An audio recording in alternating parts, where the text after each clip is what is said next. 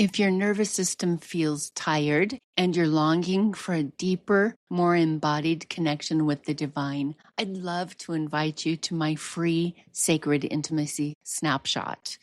In just a few minutes, you'll discover which area of intimacy in your life is asking for care right now, and you'll receive a gentle 4-part mini course to help you tend to what's next on your journey. You can take it at innerlightcompanion.com. Welcome to the Inner Light Companion, a space to personalize your spiritual journey with the 12 sacred intimacies. I'm Tamara Ridge, your companion and guide. Each episode of this podcast explores a facet of connection with the divine, yourself, others, and the world, offering clear markers to recognize, gentle practices to try, and stories that help you grow what's strong and tend to what needs to grow. Move at your pace and use the name for the holy that fits your heart. This isn't therapy or advice. It's a meeting of souls, a place to listen deeply, ask real questions, and remember the wisdom already within you. I invite you now to take a breath. Let's begin. Have you ever shared something so deeply important to you, only to feel like the person listening didn't really get it? Maybe they nodded, offered advice, or changed the subject too quickly, and you walked away feeling alone, unseen, like the part of you that needed to be witnessed just wasn't. Today we're talking about what it actually looks like when communication intimacy is present and what's missing when it's not. Because after 30 years as a therapist and being on my own spiritual journey, I've seen that most of us have never experienced truly sacred communication. We've talked at people. We've performed spirituality in conversations. We've edited ourselves to stay safe. But being fully heard about what matters most to your soul, that's rare. And when you find it, you know. So in this episode, I'm walking you through the 7 core markers of communication intimacy. The signs that tell you this is a conversation where my soul can breathe. And more importantly, I'll show you how to recognize when these markers are missing so you can begin building them, one honest conversation at a time. This is a journey of us learning to speak our truths and listen with our whole hearts. Let's begin. Last week, we talked about what communication intimacy is, the capacity to speak and be heard about what matters spiritually without fear of judgment. But how do you know when it's actually present? Because here's the thing, you can have a conversation about spiritual topics and still feel completely disconnected. You can talk about God, meaning, purpose, faith, and walk away feeling emptier than when you started. Communication intimacy isn't about the topics you discuss. It's about the quality of presence, safety, and understanding in the exchange. So today I'm giving you the 7 markers, the signs that tell you this conversation is nourishing my soul. The first marker is this: you can share your deepest spiritual experiences without fear of judgment. Not just the acceptable parts, not the polished testimony, but the messy, uncertain, raw parts too. The doubts, the questions, the experiences that don't fit neatly into anyone's framework. What this looks like, you can say, I'm not sure I believe that anymore. And the other person doesn't panic or try to fix you. You can describe a mystical experience and they receive it with curiosity, not skepticism or one-upmanship. You can admit, I don't know what I think about God right now. And they stay present with you in that not knowing. What it feels like when it's missing, you edit yourself before you speak. You perform certainty that you don't feel. You walk away feeling like you just put on a show instead of having a real conversation. For my entire life, I haven't been able to talk about my spiritual path with anyone. Even when I was still Mormon, I asked questions that made people uncomfortable. Uncomfortable enough that they stayed stuck at the surface level and didn't even recognize that I was looking for a connection with deeper meaning. I wanted to know that other people had thoughts like this too. When I shared my spiritual experiences, people either backed away, wishing they could experience similar things, or they judged me as flaunting. They suggested that I had a holier than thou attitude, and that was my reason for sharing, instead of recognizing my deep need to be seen in my spiritual experiences. I didn't find people who could simply listen until I was in my 50s, even into my late 50s. This kind of witness was rare. And that aloneness, it shaped everything about how I showed up spiritually. I learned to stay quiet, to keep my experiences to myself. I knew what I experienced was real, but I carried it alone because no one else could hold space for it. So I want to ask you right now, have you ever shared something spiritual and felt truly received without judgment or fixing? What made that safe?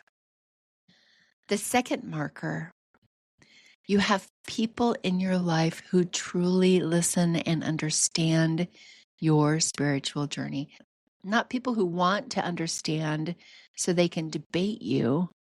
Not people who listen just long enough to insert their own story, but people who listen for you, to help you hear yourself more clearly. What this looks like is they can ask questions that help you go deeper, not questions that prove their point. They can reflect back what you said in a way that makes you feel seen. They don't rush to fill silence. They let your words settle. What it feels like when it's missing is you feel like you're talking at someone, not with them. They interrupt with their own experiences before you've finished talking. You leave that conversation feeling like you weren't really there.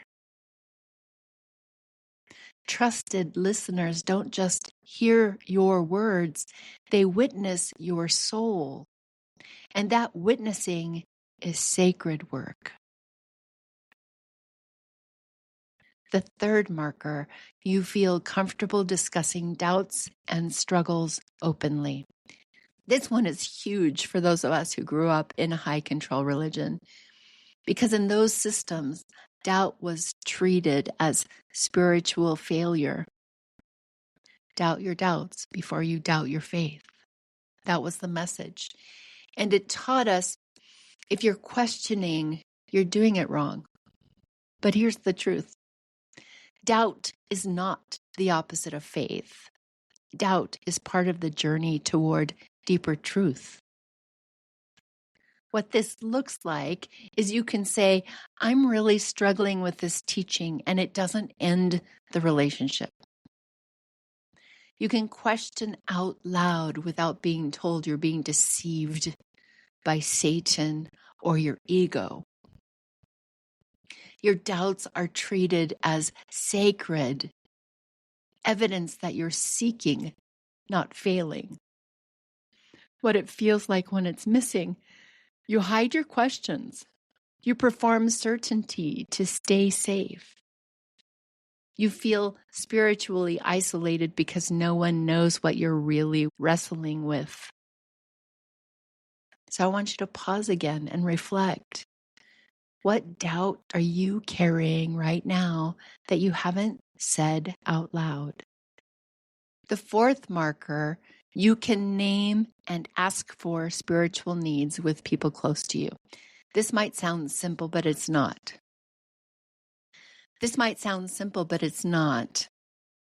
Most of us were never taught how to identify our spiritual needs, let alone ask for them to be met. We were taught to give, to serve, to show up for others. But to say, I need someone to pray with me, or I need space to process this without advice, or I need you to just sit with me in silence, that felt selfish, needy, too much. What this looks like, you can say, I'm needing encouragement right now. Can you remind me of my strengths? You can ask for specific support. Can we meditate together? Or will you read this and tell me what resonates? You know the difference between asking for presence and asking for fixing, and you can name which one you need. What it feels like when it's missing is you expect people to just know what you need. You feel resentful when they don't show up in the way that you hoped. You withdraw instead of asking. Unmet needs don't mean you're broken. They mean you haven't learned the language of asking yet. And that's a skill you can build.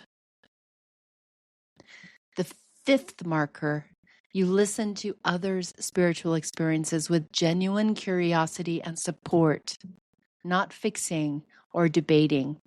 This marker isn't just about being heard, it's about how you listen to others, because communication intimacy is relational. It flows both ways.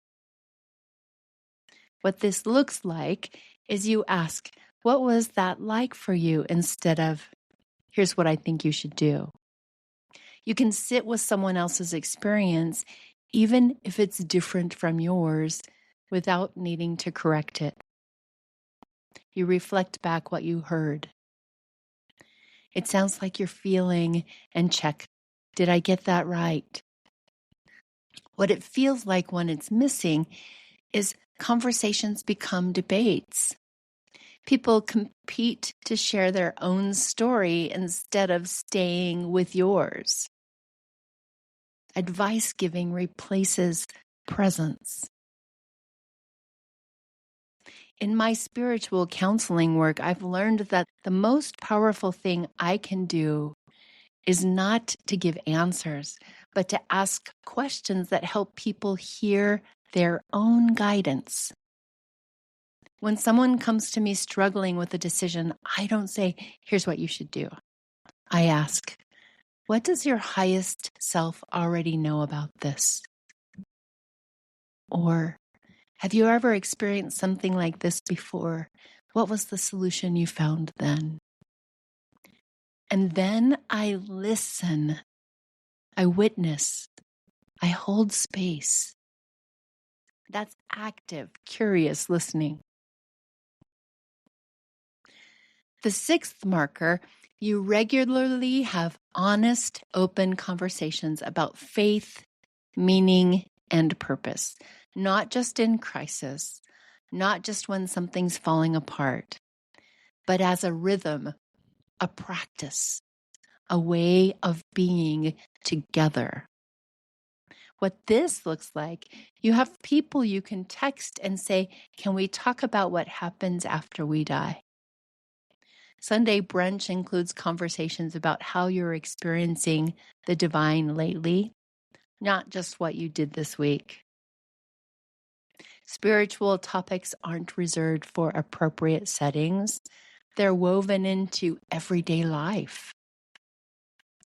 What it feels like when it's missing is spiritual conversations feel performative or forced. You only go deep when something's wrong.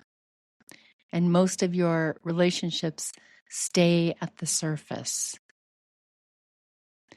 Honest depth isn't about being heavy all the time. It's about making space for what's real.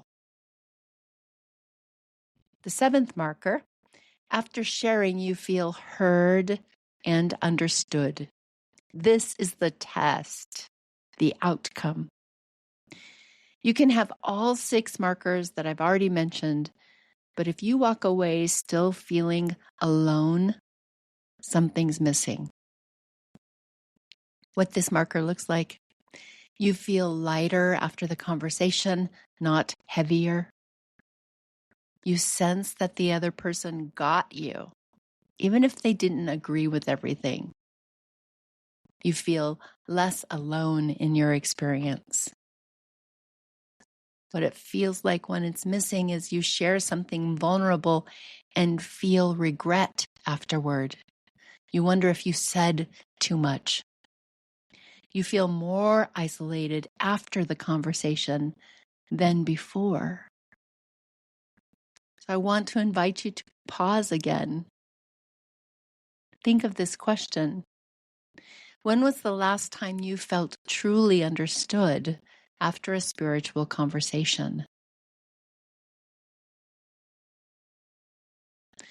So now you know the 7 markers, but here's the hard truth. Most of us have never experienced all 7 in the same relationship or community. Why? Because the systems many of us grew up in didn't teach communication intimacy. They taught performance. Here's what we learned instead. The first one, testimony, not truth. We were taught to share polished, certain declarations, not messy, honest processing. Second is correction, not curiosity. When someone shared something different, we were taught to fix them, not to listen to them. The third, silence around doubt. Questioning was treated as spiritual failure, so we learned to hide our struggles. Fourth, unspoken needs. We were taught to give, serve, and show up, but never ask for what we needed. 5, fixing, not presence. We learned to offer solutions instead of sitting in the discomfort with someone. 6, surface level relationships.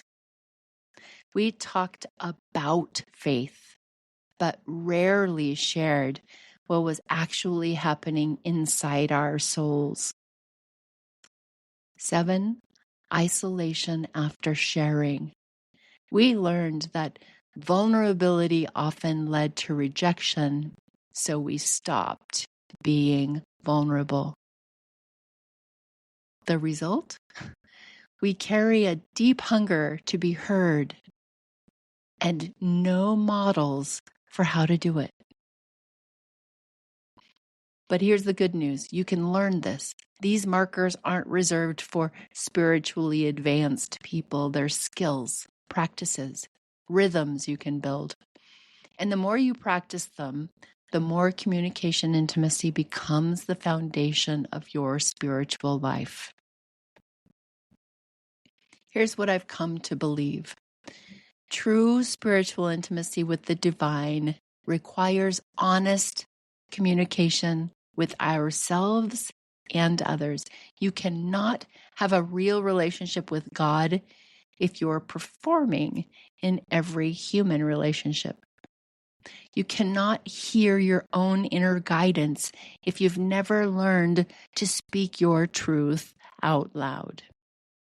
Let me say that again because it's important. You cannot hear your own inner guidance if you've never learned to speak your truth out loud. For years, I kept my spiritual experiences to myself. I stayed quiet. I didn't share what was real for me.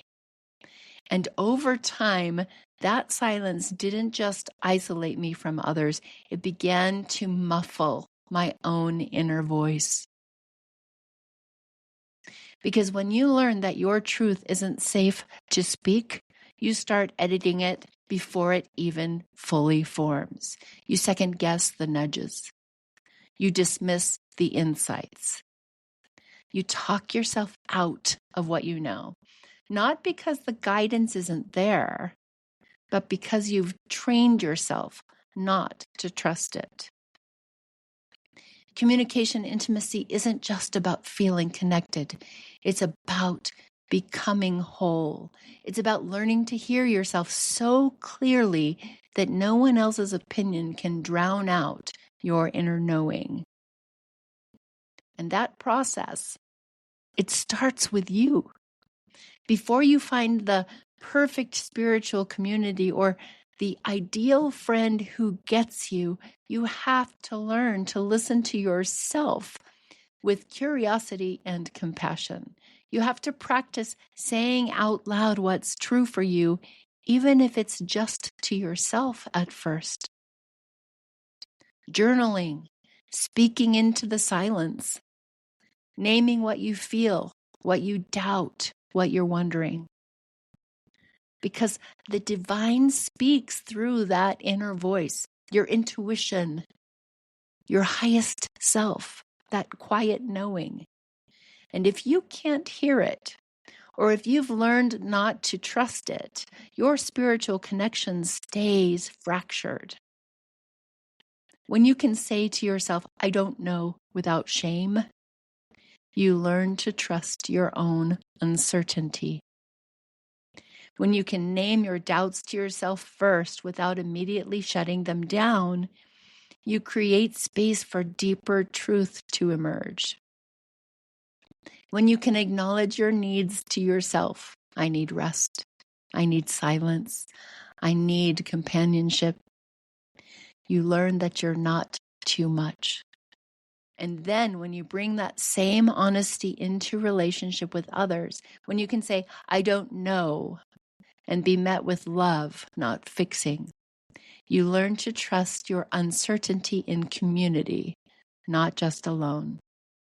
When you can share your doubts and still belong, you learn that your worth isn't tied to certainty. When you can name your needs and have them honored, you learn that being seen doesn't mean being rejected. This is sacred work. It doesn't start with finding the right people. It starts with becoming the right listener to yourself. Because the quality of your relationship with the divine mirrors the quality of your relationship with your own inner truth. And if you're afraid to hear yourself, you'll struggle to hear God. But when you practice listening to yourself with the same curiosity, patience, and compassion you long for from others, that's when everything shifts. Your spiritual connection deepens. Your intuition gets stronger. And when you finally do find people who can truly hear you, you'll recognize them because you've already learned what it feels like to be heard.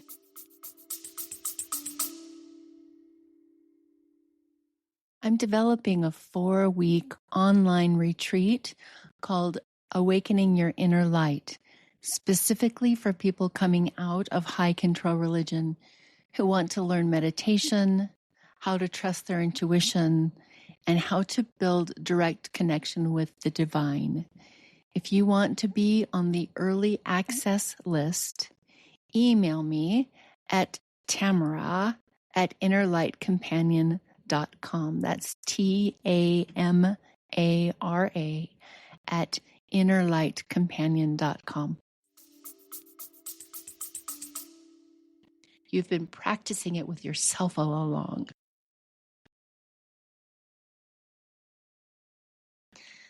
So let's take a moment to ground into your body, because recognizing these markers isn't just an intellectual exercise. Your nervous system knows when you're truly heard and when you're not.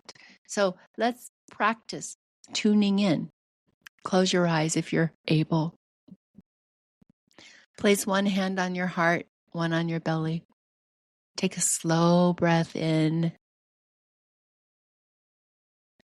and out. Now, bring to mind a conversation where you felt truly heard. It doesn't have to be recent. It doesn't have to be perfect. Just one moment when someone really got you. Notice what happens in your body. Does your chest soften? Do your shoulders drop? Does your breath deepen? That's what safety feels like. Now bring to mind a conversation where you weren't heard, where you shared something important and felt dismissed, corrected, or alone. Notice what happens in your body. Does your chest tighten?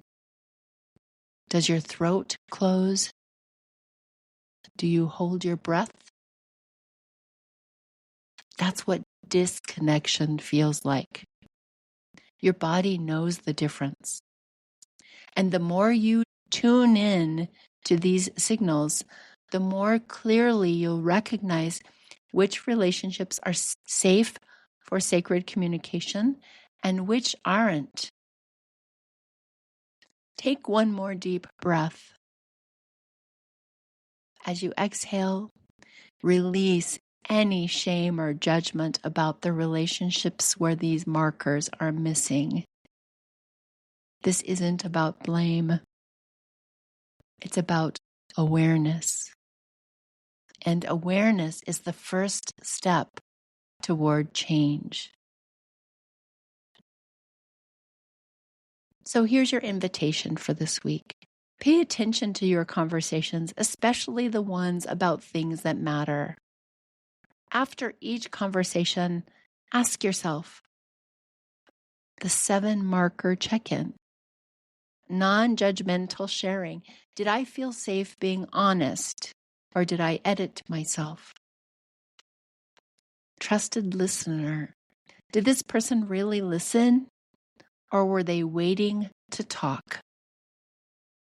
Openness about doubts. Could I share uncertainty, or did I perform certainty? Clear needs.